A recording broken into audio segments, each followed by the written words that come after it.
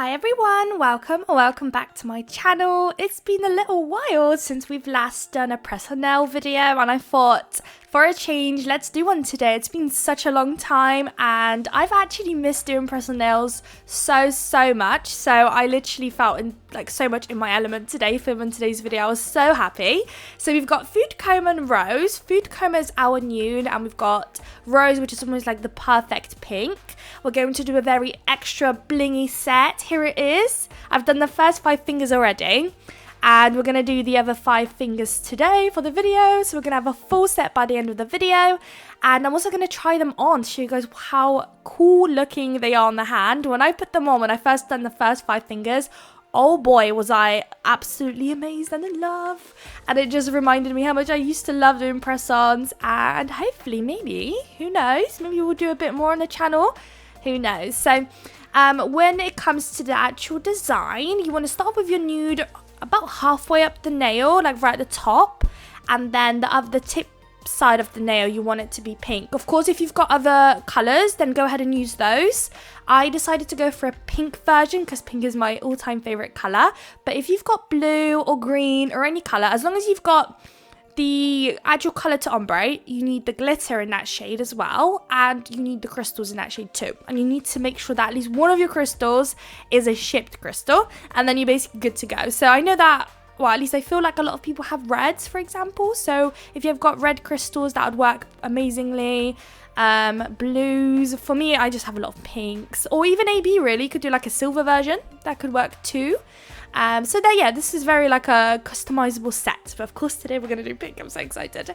So once you've got your pink at the bottom, I've got my little wipe ready because we're going to ombre, and we're going to use our ombre brush from Madam Glam to do our ombre today. And usually in between each nail set, I like to wipe on my lint-free wipe, and I've also got some nail prep cleaner on there too, just to help with the wipe.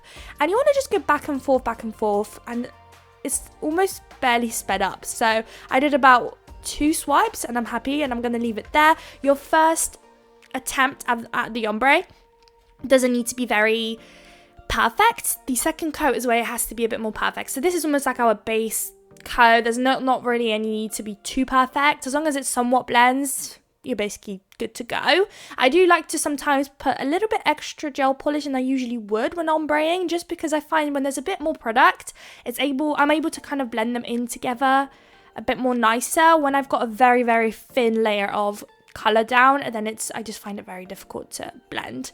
But yeah, just go back and forth on all of those 5 and then pop them into the lamp.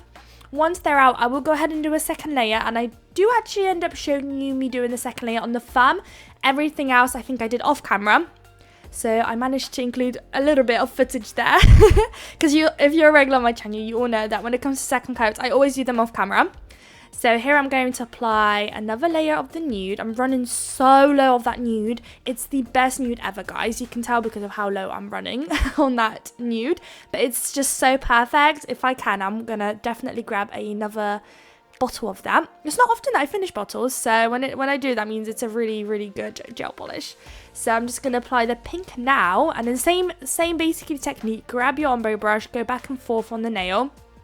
And here I decided to start from the top. I mean, it's just kind of try whatever works for you. Sometimes I start right from the top. I do spend a little bit more time in the center to blend the 2 colors, and then I just gradually go down. And then we've got ombre. Here I think considering going in again or not, but as you notice, the longer you leave it, the more all those lines that you've created, you just need to leave it for a second to kind of level out before you pop into the lamp. So once you do your back and forth, leave it for a sec, let the gel kind of sit, and then go ahead and pop into the lamp. So here we've got I think it's a Cloud Beauty gorgeous glittery gel polish.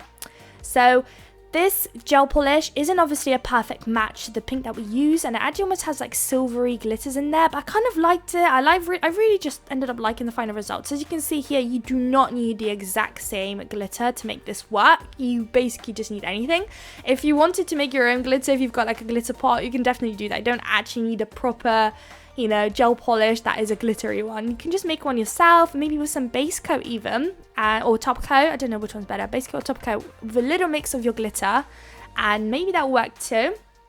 Or maybe mix like a pink with some base coat top coat to like make it a little bit jelly looking, and then add a bit of glitter in there too, so you can make your little mix there if you wanted to as well. So I apply it on mainly on that pink side, and then with the ombre brush I'm just tapping it upwards. So I'm almost trying to blend the glittery gel polish upwards. Even though the gel polish is kind of jelly like, it does have a little bit of a pinky tint, so I did just want to blend it up a little bit upwards up the nail, and it was so easy to do. And you just want the ever so slight like very edge of the gel polish, you want to just drag it upwards. I mean, tapping could work too as well. I think I was doing a mix of both tapping and dragging upwards. And then once you're happy with that, pop it into the lamp. I think in a second I flip it around to you guys from the correct way of holding the set. And I didn't really want any large silver chunks right at the top. So here, for example, I was just wiping one off.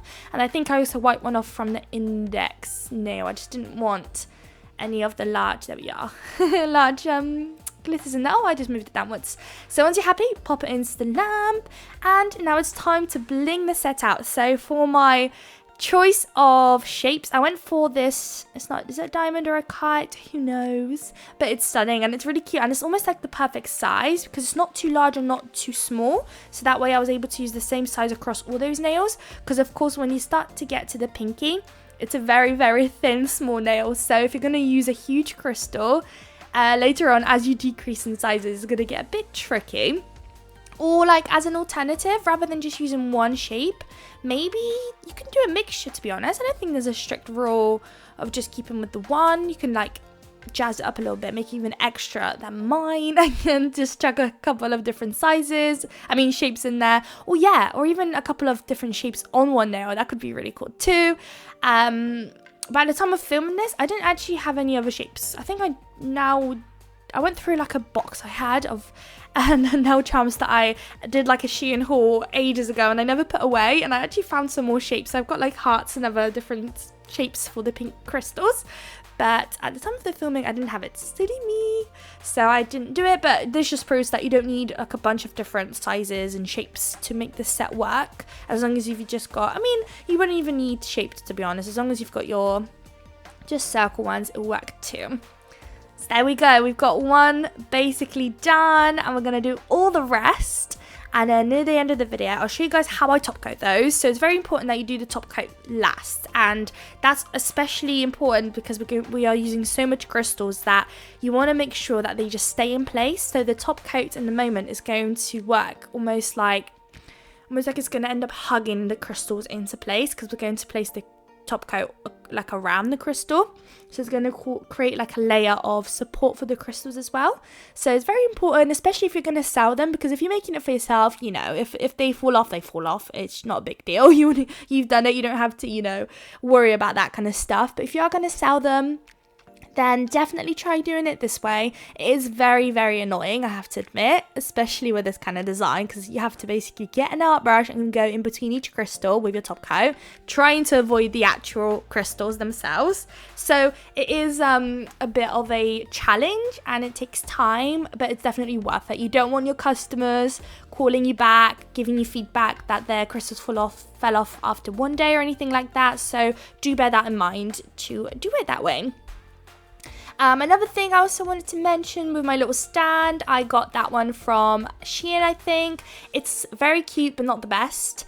If you're into press-ons, you already probably know it's very difficult to get a nice stand where your like the actual little things that hold the nails stay on your little plate, your stand, if that makes sense. So when I'm painting, the nails are constantly moving about from my little stand, and it's so frustrating. It's almost like the magnets are not strong enough, so that's very frustrating, very, very, very frustrating. But although I have once brought a stand from AliExpress before, and the magnets were way better, still not amazing, but they were holding up way better than this one here. Although you did see me at the beginning of the video painting them, and they weren't crazily falling off, so you just have to be very careful, which is frustrating if you are actually doing this as a business, because you don't have time to be careful. You have to go to get these sets done for your customers. So if there are any recommendations, if any of you guys have came across one where it's super strong, the magnets are like super strong, let me know in the comments, because I would love to get one.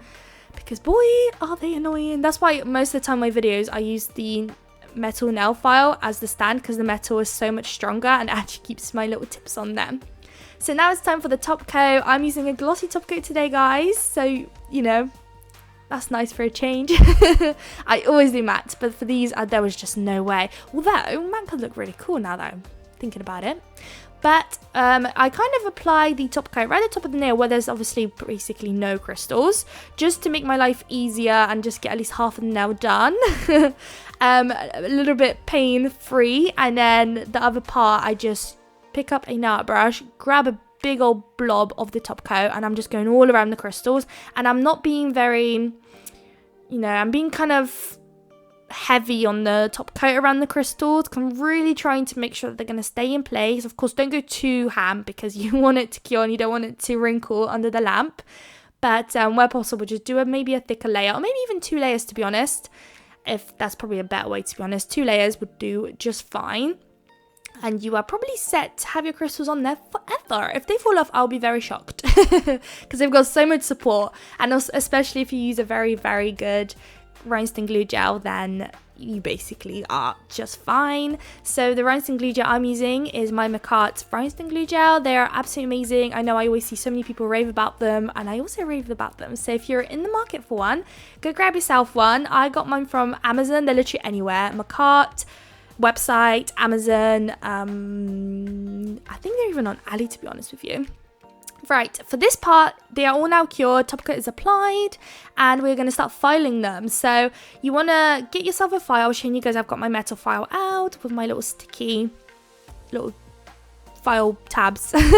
So you want to do the sides, you want to do the bottom, and that's it. So you just want to crispen it up, and doing this step is also very important because they make it look so much more crisp, the nails, and it also kind of makes them look a bit more like acrylics. It's so nice, especially as a lot of the press-ons kind of, you would notice in a moment actually in the rest of the tips, they have this little bit sticking at the bottom. So if you saw it at the beginning of the video and you thought to yourself, why haven't I got rid of them? It's because I left them till now, because it's almost like I just don't want to give myself extra work. I'm going to file it down later anyway, so it doesn't really matter, so I just leave them sometimes. Just crisping up the lines, get your file out, and it makes such a difference, guys. If you're going to do if you've never done it, basically try one and do the other one without filing and just compare them. They look so much better, so much more crisp, and just professional, guys. Just professional. So I'm just going to finish that, and here they are applied on my nails. So I used nail tabs to apply them today, and they look so cool. Literally in person, they look amazing. I love them. I hope you guys like them too. You all know me, I love to be extra, and these are literally so up my alley. So if you guys like the video, please don't forget to like, comment and subscribe, and I would love to see you all in my next video. Bye guys.